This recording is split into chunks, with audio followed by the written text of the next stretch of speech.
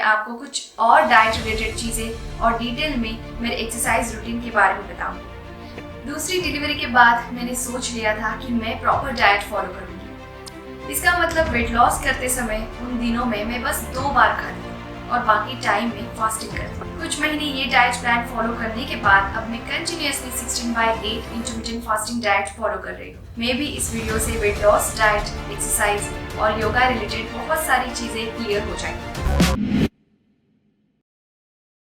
नमस्ते दोस्तों, मैं हूँ Gauri and welcome to Fit Style. अब तक शायद आपने मेरी वेट लॉस जर्नी वाली वीडियो देखी होगी। उसमें मैंने मेरी दूसरी डिलीवरी के बाद बढ़े हुए 14 किलो वेट को किस डाइट प्लान से और कैसे कम किया है इसके बारे में बताया था। तो आज उसी वीडियो को कंटिन्यू करते हुए मैं आपको कुछ और डाइट रिलेटेड चीज़ें और डिटेल में मेरे एक्सरसाइज रूटीन के बारे में बताऊंगी। मैं भी इस वीडियो से वेट लॉस, डाइट, एक्सरसाइज और योगा रिलेटेड बहुत सारी चीज़ें क्लियर हो जाएगी और आपको भी फास्ट वजन कम करने में मदद मिलेगी। दोस्तों, सबसे पहले मैं आपको मेरे बारे में थोड़ी सी जानकारी देना चाहती हूँ। मैं मेरे 14 साल की उम्र से ही योगा की प्रैक्टिस कर रही हूँ। मैंने प्रॉपर योगा का प्रशिक्षण लेकर सन 2009 में योग शिक्षक यानी योगा टीचर का सर्टिफिकेशन लिया है। शादी होने के 2 साल बाद मेरे बड़े बेटे का जन्म 2011 में हुआ। भले मैं योगा करती हूँ, योगा टीचर हूँ, लेकिन मेडिकल और आपके बॉडी स्ट्रक्चर्स के आगे कुछ नहीं चलता। एज पर डॉक्टर, मेरा पेल्विक बोन छोटा होने के कारण मेरी नॉर्मल डिलीवरी नहीं हो पाई और मेरा पहला सीजेरियन हुआ। नॉर्मल डिलीवरी के होने के बाद आप दूसरे दिन ही चल सकते हो, घूम सकते हो, लेकिन सीजेरियन में बड़ा प्रॉब्लम हो जाता है। सीजेरियन होने के बाद बहुत सारी रिस्ट्रिक्शन होती है। आप पहले 6 महीने तक सारी एक्सरसाइज नहीं कर सकते। आपको धीरे धीरे ही इस सिचुएशन को हैंडल करना होता है। इसलिए मेरे पहले डिलीवरी के बाद अच्छा खासा वजन बढ़ गया था। पहले डिलीवरी के बाद मैंने कैसे वेट लॉस किया इसके बारे में बताने से पहले दूसरे डिलीवरी के बाद क्या हुआ इसके बारे में बता देती हूँ। एक्चुअली मेरे पहले डिलीवरी के बाद कुछ कॉम्प्लिकेशंस हुए थे और फिर वेट गेन, उसके बाद पोस्टपार्टम डिप्रेशन और वेट लॉस।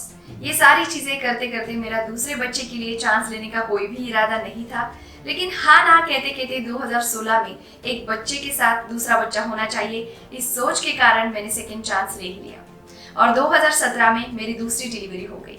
क्योंकि पहला मेरा सीजेरियन था, इसलिए दूसरा भी सीजेरियन करना पड़ा और दूसरे सीजेरियन के वक्त भी कुछ कॉम्प्लिकेशंस हुई थी। इस कॉम्प्लिकेशन की वजह से शेड्यूल डेट पर मेरा सीजेरियन नहीं हो पाया और मेरी डिलीवरी एक दिन बाद करनी पड़ी। उसके बाद फिर से जो पहले डिलीवरी के बाद हुआ था वही सब कुछ शुरू हुआ।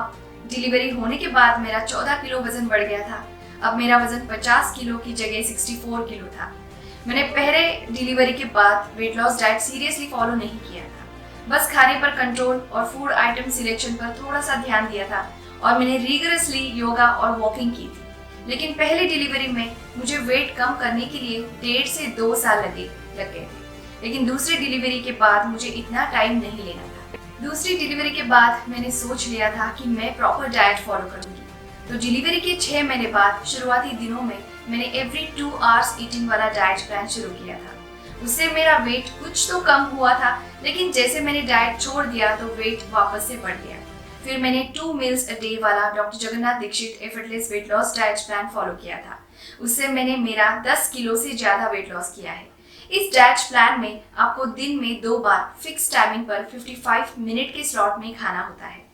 इसका मतलब वेट लॉस करते समय उन दिनों में मैं बस 2 बार खाती थी और बाकी टाइम में फास्टिंग करती थी। मैंने डिटेल में मेरे वेट लॉस जर्नी का और मैं doctor Jagannath Dixit weight loss diet plan कैसे फॉलो करती थी इसका video already Fit Style channel पर दिया है, चाहिए तो वो भी आप देख लीजिए। कुछ महीने ये डाइट प्लान फॉलो करने के बाद अब मैं continuously 16/8 intermittent fasting diet follow कर रही हूँ। 16/8 इंटरमिटेंट फास्टिंग में आपको दिन भर में 8 घंटे का ईटिंग विंडो मिलता है, जिसमें आप 2 या 3 बार खा सकते हो और बचे हुए 16 घंटे आपको फास्टिंग करनी होती है। यानी आप सुबह 11 से 7 बजे तक या दोपहर 12 से रात 8 बजे तक ईटिंग विंडो रखिए और रात 8 से फिर से सुबह 12 बजे तक फास्टिंग रखिए। आपके ईटिंग और फास्टिंग विंडो का टाइमिंग आप खुद डिसाइड कर सकते हो। फास्टिंग पीरियड में अगर आपको भूख लगे तो आप अलाउ की हुई 0 कैलोरीज वाली चीज़ें लाइक पानी without sugar, black T, black coffee, green tea, नींबू पानी और नारियल पानी ले सकते हो। मेरे वेट लॉस जर्नी में एक्सरसाइज की बात करूँ तो मैंने योगा और कार्डियो एक्सरसाइज में फास्ट वॉकिंग या ट्रेडमिल पर वॉकिंग करती थी। दूसरी डिलीवरी के 3 महीने बाद मैंने प्राणायाम करना शुरू किया था। प्राणायाम में मैं 5 प्रकार के प्राणायाम करती थी। एक तो उज्जयी प्राणायाम, फिर दूसरा अनुलोम विलोम, तीसरा भ्रामरी और चौथा शीतली और पांचवा सिद्धकारी। मेरी सीजेरियन डिलीवरी होने के कारण कपालभाति प्राणायाम 6 महीने के बाद मैंने स्टार्ट किया था। इन प्राणायाम से आपकी एकाग्रता बढ़ती है, टेंशन स्ट्रेस कम होता है और पोस्टपार्टम डिप्रेशन नहीं आता।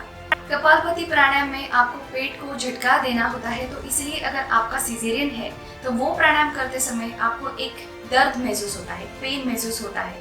इसी कारण कपालभाति प्राणायाम आपने 3 महीने के बाद नहीं करना चाहिए। तो 6 महीने के बाद ही मैंने कपालभाति प्राणायाम स्टार्ट किया। और योगा में पोस्टनैटल योगा ये 3 महीने के बाद ही करना चाहिए, और वो भी पहले पीठ के ऊपर के योगासना करने चाहिए। और ज्यादातर मैं जेंटल स्ट्रेचिंग वाले योगासना करती थी। उसमें मैं वज्रासन में बैठती थी, भुजंगासन करती थी, Naukasana, cat cow pose, Paschimottanasana, Matsyasana, ये सारे आसन करती थी। ये सिंपल योगासन मैंने स्टार्ट किए थे जिससे मेरे पीठ पर या पेट पर जरूरत से ज्यादा स्ट्रेच ना हो। ये सभी आसन धीरे धीरे स्टार्ट करना ही अच्छा होता है, क्योंकि आपकी पीठ, आपकी बैक फ्लेक्सिबल होती है और आपको डिलीवरी के बाद का पेन, दर्द ज्यादा महसूस नहीं होता, फिर चाहे वो नॉर्मल हो या सीजेरियन हो। फिर 6 महीने के बाद मैं पेट के ऊपर के योगासना करने लगी, जिससे मेरे पेट की चर्बी कम हो, क्योंकि आपको तो पता है डिलीवरी के बाद पेट की चर्बी बहुत ही लूज और लटकी हुई दिखती है। वो टोन करने के लिए और एक्स्ट्रा बेली फैट कम करने के लिए मैंने 6 महीने के बाद प्रॉपर योगा स्टार्ट किया और कपालभाति प्राणायाम भी करने लगी और वॉकिंग भी मैंने स्टार्ट किया था।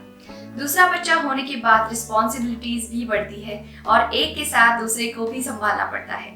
ऐसे समय पर आपको ज्यादा स्ट्रेस, टेंशन ना लेकर एक्सरसाइज के लिए टाइम निकालना पड़ता है। दोस्तों, प्राणायाम और योगा मैं सुबह करती थी। जैसे ही मेरा बड़ा बेटा जब स्कूल जाता था तो मुझे थोड़ा टाइम मिलता था और मैं योगा कर लेती थी। लेकिन ऐसा कुछ कंपल्शन नहीं है। अगर आपको सुबह टाइम नहीं मिल रहा है तो आप शाम के वक्त भी योगासना और प्राणायाम कर सकते हो, बस आपको रेगुलर रहना है। अब मैं आपको मेरे योगा रूटीन के बारे में बताती हूँ। सबसे पहले 15 मिनट में मैं वार्म अप एक्सरसाइज करती थी, फिर उसके बाद 15 मिनट में सूर्य नमस्कार करती थी। बेसिकली अभी मैं 12 सूर्य नमस्कार करती हूँ, लेकिन पहले डिलीवरी के 6 महीने के बाद मैं 6 सूर्य नमस्कार करती थी। और फिर सूर्य नमस्कार के बाद मैं कोई भी योगासना करती थी।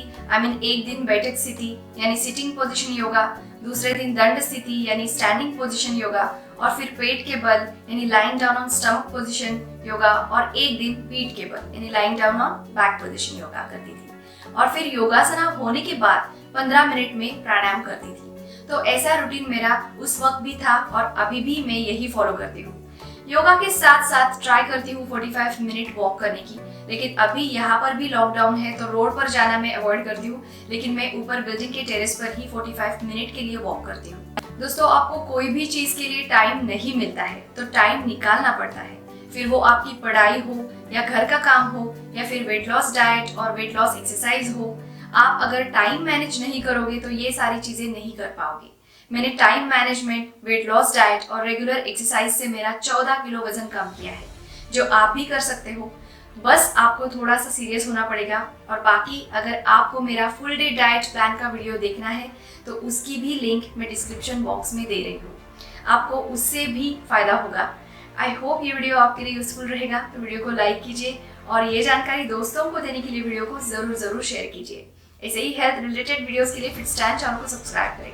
Thanks for watching. Stay fit and stay healthy.